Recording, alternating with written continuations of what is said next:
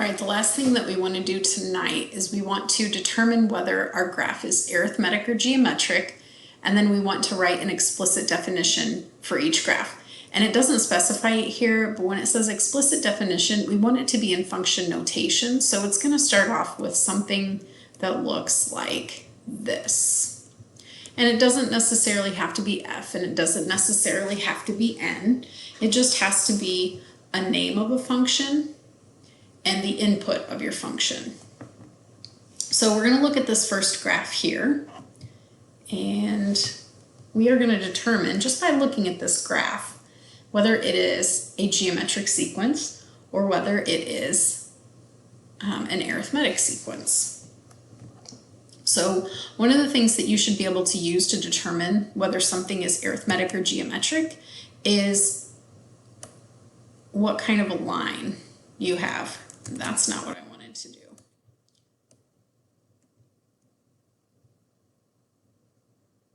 Oh, I get it now. Here we go. Okay, so if we take this line and we draw a line through a couple of those points, you can see that that line is not going to hit every single point. So this is not an arithmetic graph. This is a geometric graph.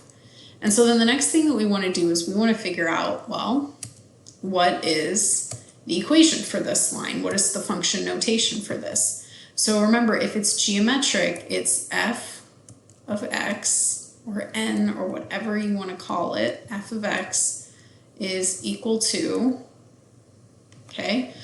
Now, first we have to figure out our growth factor. So one of the things that might help us is to make kind of an xy chart with this, or even just the y part of it, because the y is what's going to tell us what the sequence looks like. So here we have 0, 10. I'm going to put the 0 with that one because that one's going to play an important role here in just a second. Okay, the second one is 1, 5. I'm going to leave the 1 off, but I am going to put the 5 down. The next one is 2, 2.5, because that's halfway in between 2 and 3 here. So this would be 2.5. And the next one looks like, ooh, maybe 1.25. And actually,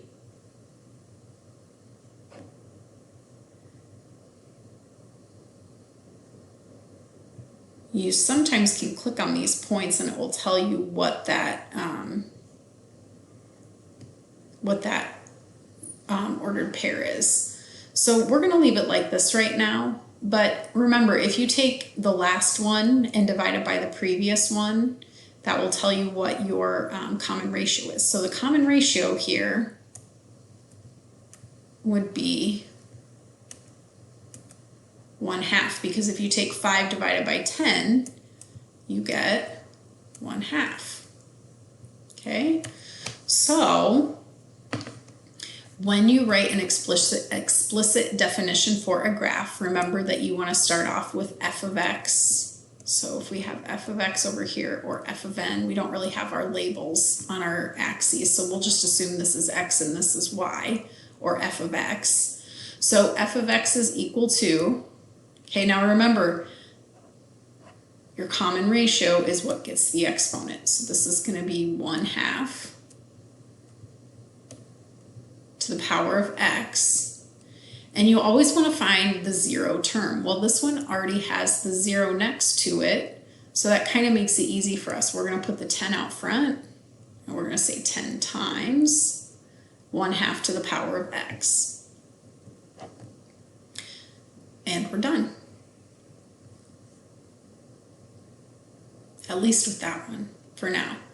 So I am going to take this off of here. I'm going to scroll down a little bit, and what I want you guys to do is I want you guys to try and come up with the explicit definition for this graph right here.